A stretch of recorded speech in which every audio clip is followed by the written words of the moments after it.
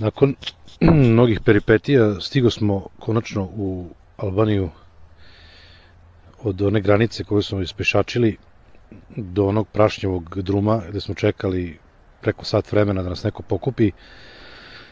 Konačno stižemo u Tiranu sa nestrpljenjem. Volim da vidim velike gradove jer me uzbuđuju ta neka ogromna masa ljudi i ta neka masa dešavanja koja se danas slutiti.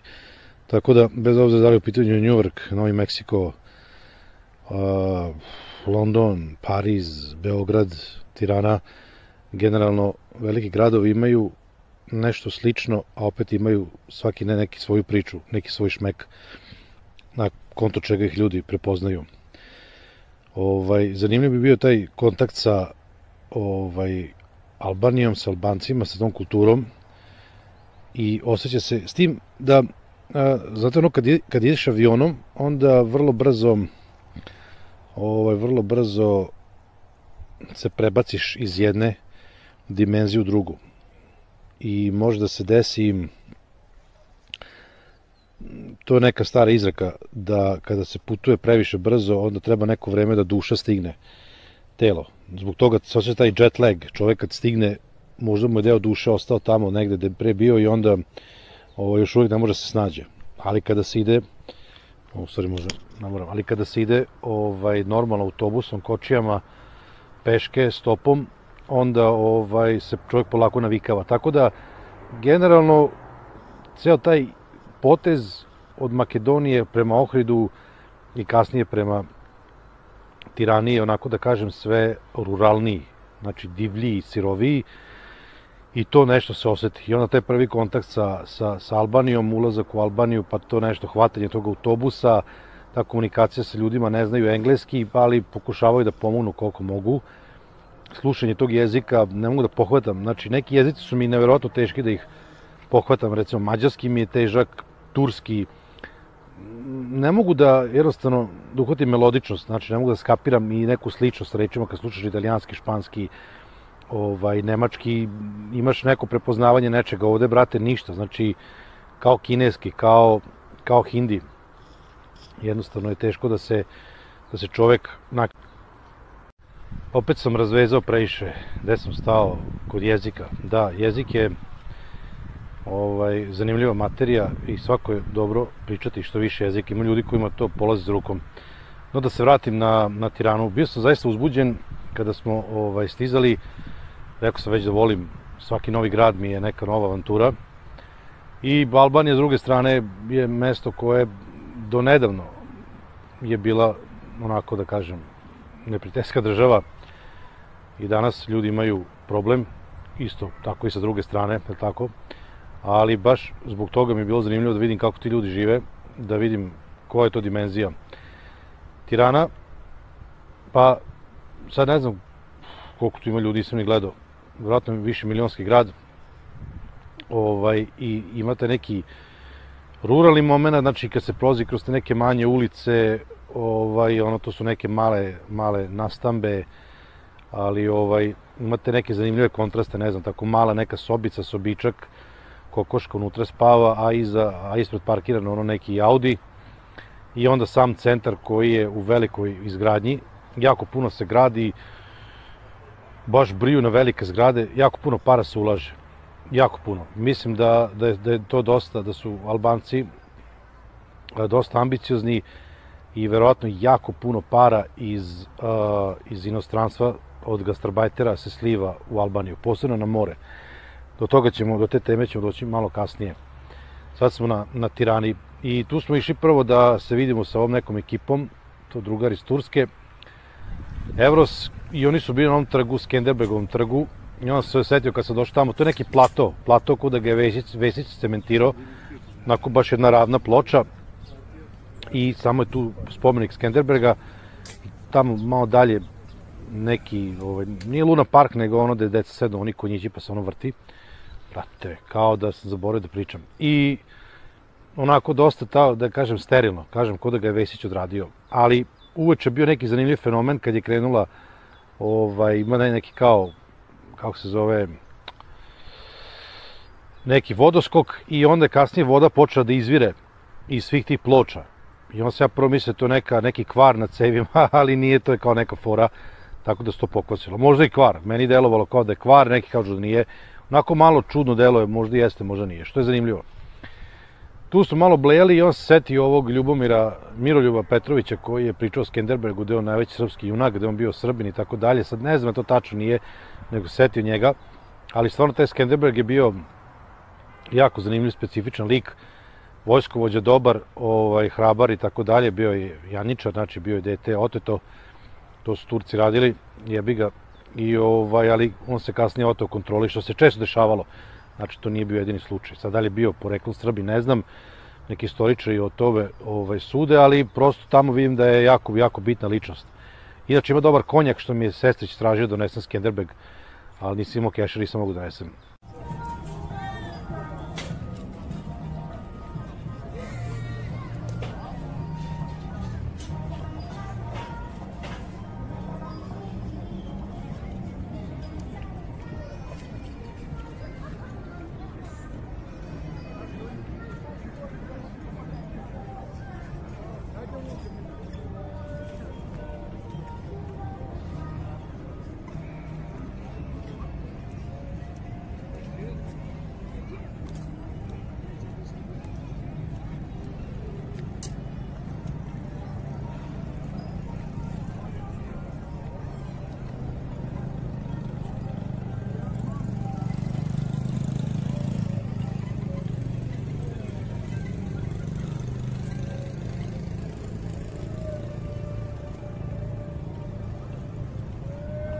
Marija, znaš ko je on spomenik? Čujem spomenik? To je Skenderbeg. Da. Da. Znam ga iz ulice na Dorćolu. Da. Kako zove onaj opičan, onaj što je pod Mač Bato, kako zove onaj lik? Mogu mi setim imena. Ne znam na koga misliš. Što stalno gostuje na Balkan Info.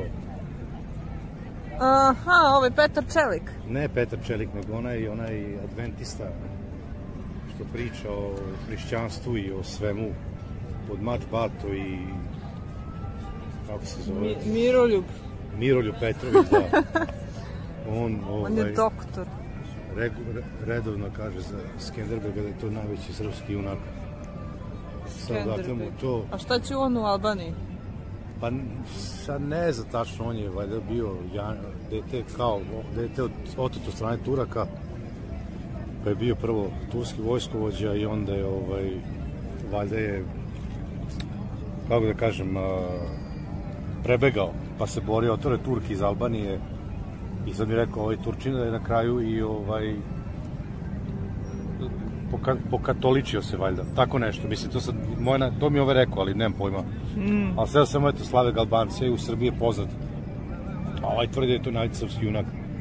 A šta je sa ovim carom Lazarom, šta je sa... Nemam pojma, mislim. Ta istorija danas, više tu, brate, ne znaš ko, šta, gde. Što još tamo likovi su otišli. Nema ih, brate, su otišli.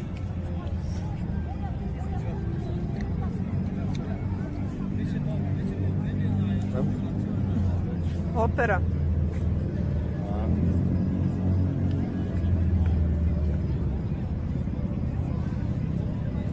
Tamo neki muzej. Ogroman je plato. Kako ti se čini ovaj trg ovde? Pa kao da ga je Vesić radio. Znači, kao da ga radio Vesić. Vesić prvo radio u Beogradu, pa onda ovde. Pa to, znači to Kod nas je vežbao. Monotona struktura, znači nema zelenila, nema ničega. Samo, brate, baci neke ploče i to je to, matori, ništa ne mora puno da se arhitektonski osmišljava. Brate, 3 saksije da su stavili sa cvećem ili bilo šta, to je taj tip trgova, takav, mislim, jebi ga, šta znam. A jel si vidio danas onaj efekat sa vodom? Jesam, da, voda curi, kao da pukotine plaču. Evo, ono se okreće. Ali okej, lepo, ovo se okolo, okej, ono je tamo, tamo se uklapa. Tamo ne znam šta je, to je, nemam pojma.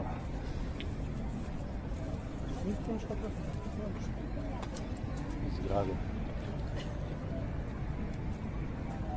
Ali eto, došli smo ovde. Imao si želju da vidiš grad. Jeste. Pa volim da vidim glavni grad svake države, to mi je uvijek zanimljivo. Znači tu u principu je subliminacija svega onog, da kažeš, ne dobrog i lošeg, nego prosto onoga što su ljudi izgradili, se tu se sakuplja materijal. Jednostavno ljudi tu emigriraju. Pogledaš samo Beograd, razumeš koliko tamo ljudi je došlo. Mislim, dobro i pre Beograd bio, on je bio najveći grad na Balkanu. A posle ratova tu se doselilo jako puno ljudi, došlo puno izbeglica i svako je donao nešto svoje. Sad nekom to nije bilo okej, nekom jeste, ali svaki čovjek može da obogati prostor ako mu se dopusti da se izrazi. Pod uslovom da nije destruktivno biće. Tako da eto, ovde isto ima spoj raznih kultura, tako na momente se osjećam kao da sam u Istanbulu, na momente kao da sam, ne znam, malo u Makedoniji, na momente kao da sam u nekom novom prostoru i to mi je naš, tako da jednostavno gde god da odem, volim prvo da odem u glavni grad, jer tamo neko bude taj neki, da kažem, prvi kulturološki efekat se desi, a onda kasnije volim da obilazim sela, festivale, šta znam, bukvalno sve što čini neko mesto, gotovo. Završila se dečija igra. Gotovo, ajmo dalje, gasimo.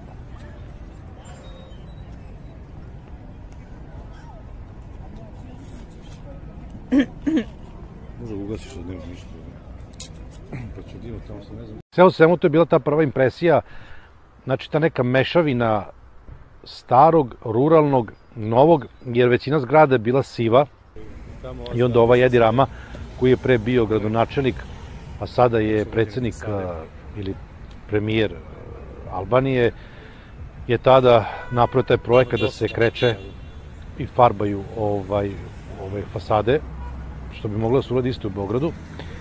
I to je sad Albanija postala poznata po tome. Znači, generalno, brendiranje je veoma bitno da bi neki grad, država dobila neku lepu sliku na mapi sveta. Mislim, Srbija, nažalost, je u proteklih 30 godina bila predstavljena na veoma negativan način. Znači, sve je to bila jedna velika medijska obmana, ali mi možemo sedimo i da kukamo o tome ili možemo da uradimo nešto. Znači, država još uvek nema svest o tome i ne radi to na pravi način. I ja mogu da kažem iz moje perspektive da je, evo recimo, Novak Đoković zapravo najbolji brend promoter Srbije u proteklih, pa ne znam, 50 godina. Pre toga, šta nije, bila je Srbija, bila je Jugoslavija. Onda je Tito bio neki baja, ali Srbija tu nije postala kao država, a pre toga i za vijek vijekova to će biti Nikola Tesla. Znači, ne postoje bolji promoteri za Srbiju od tih ljudi, ali ljudi moraju sad da urade nešto. Znači, prosto mora postojati nešto. Naš Beograd je isto dosta siv grad i te fasade, brate, ja pre 15 godina sam imao ideju da bi to moglo da se prekreće se od toga, napravi nešto što će odmah da na nekoj svetskoj mapi kulturnih baština i kulturnih ostvarenja dobiti neku, da će biti, kako se kaže, tagovano. I da će ljudi dolaziti zbog toga, vidi, idemo tamo. Tako da to su oni lepo uradili, kažem, vidim da se upumpava jako puno keša i da ta dijaspora voli svoju zemlju i da ne zaboravljaju odakle su i da, znači, bacuju ogroman keš, sad peru ga i očekuju sigurno neku zaradu od toga, ali opet vraća se dosta para. I ljudi u Srbiji koji su otišli imaju jako puno keša, neki, imam neke poznanike koji isto to rade, upumpavaju pare u Srbiju, ali Srbija im ne vraća to. U Srbiji, a to je komplikovano, neću pričati o tome, to je sad druga tema, politika. Sve u svemu, to je bila prva impresija, znači tako neke čudne građevine, onako komunjarski isto, znači ceo taj prethodni njihov diktator Enver Hodža, on je bio gadna komunjara i svi su oni komunjare imali taj neki, predstavljali su se, znači s jedne strane ovako kad ih fotkate, oni kao žive u nekim, da kažem, skromnim uslovima i sve ono komunistički, svi za jednog, jedan za sve, od svakog prema mogućnostima, svakom prema potrebama, a brate s druge strane su uživali ogromne luksuze, razumete? Znači, ko ne veruje u to, taj je tenkre. Tako da i taj likus je vjerojatno bio sličan, i grad je građen po toj nekoj komunističkoj formuli kocka i sivo, ima gomna tih građevina, ali već sad kroz ove neke snimke koje budem ubacivao, recimo, znači ajde ovako, prvi dan došli smo, otišli tamo na taj trg, vidjeli se sa Turčinom koji je leteo odmah taj dan i malo smo blejali, otišli do hotela, tu ću da ubacim i slike hotela, može se naći jeftino hotel za 20 jura noćenje, onako socijala, ali ta neka zanimljiva socijala gde su imaju, kako zove, nešto babe štrikaju pa stave, to moja baba isto imala, podloga za sve, iznad televizora i čaše stoje na tome i sve, ručno se to pre radilo. Tako da je to ta neka varijanta, neke slike na zidu, brate, vidiš da je sve onako zarđalo, ali imate neki simpatičan, taj neki šmek. I to je to, naš hotel za 20 jura, a hotel, brate, došli, tamo vode ga neki baba i deda, kucamo na vrata, oni spavaju, ulazimo, onako baš neka čudna atmosfera, ko smo ušli neću gajbu, ne hotel. Ali dobro, za 20 evra šta očekuješ? To, i on bi izašli napolje, išlo istraživanje, i ima pun kurac toga da se vidi.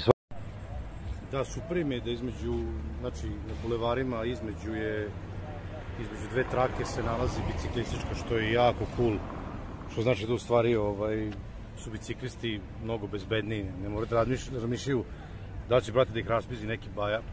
Sad smo bili u onom parku koji je glavni centralni park, Skenderbegov park, pa smo samo malo zašli i vidjeli, tamo se razne aktivnosti dešavaju, ne samo kulturne, nego i neki picni park je tamo.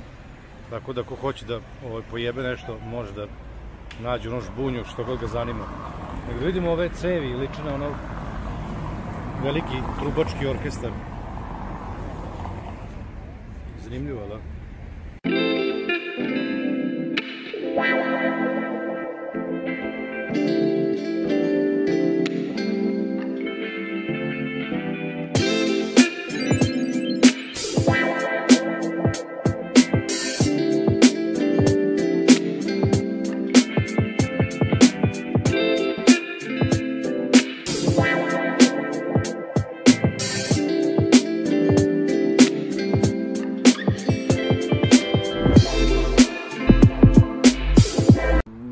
Sad nismo nešto tu išli po restoranima, uglavnom ta je neka najjeftinija hrana na ulici, kako se zove, gyros. Cene su iste kao u Srbiji, identične, zato što jedan za 100 evra dobiješ 12.000 tih leka, a u Srbiji za 100 evra dobiješ 12.000 dinara, znači maltene identične cene. Liberalno je, znači ima alkohola, sve opušteno, nema nekih restrikcija, onako da kažem, da se osjećaš. I sad da napomenem jednu stvar koju ću možda zaboraviti kasnije, za tih nedelju dana u Albaniji nismo doživjeli ni jednu, ni najmanju neprijatnost, eto, samo da kažem. Niti da se neko pogledao loše, niti prosto nisam osetio bilo šta i kad smo rekli smo iz Srbije, nije bilo prosto nikakvih negativnih. Znači, dva najveća problema kad se ide u Albaniju, nepoznavanje engleskog jezika i jako loš raspored prevoza, znači ne znaš ni gde, ni šta, ni kako. O tome ću pričati kasnije kad budemo išli na more. To je to, izblejali smo i drugi dan smo išli u duži obilazak, sad ću tu ubacivati te neke znamenitosti u tom nekom centralnom delu, jer ne možeš ti za 2 dana, brate, koliko ti možda vidiš. Ima tu jako puno zanimljivih stvari, ali tehnički prosto, znaš, možda obiđeš taj neki centralni deo, tu su neki muzeji, bio je neki muzej prisluškivanja. To je jako zanimljivo.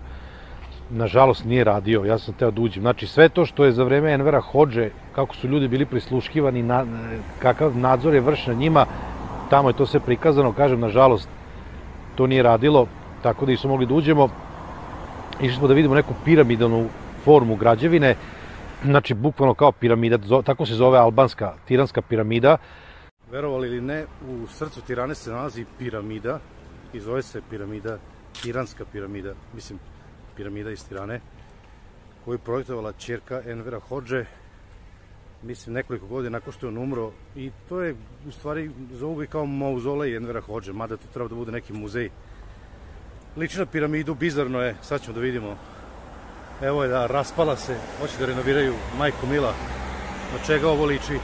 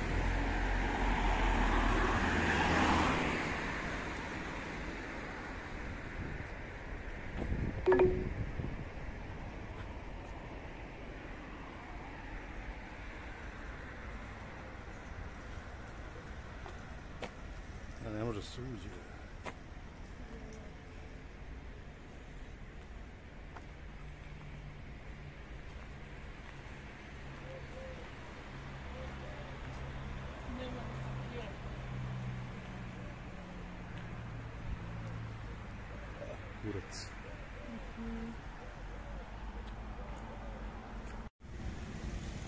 Ne možemo da uđemo, hoće da renoviraju, biće onda verovatno nešto fancy.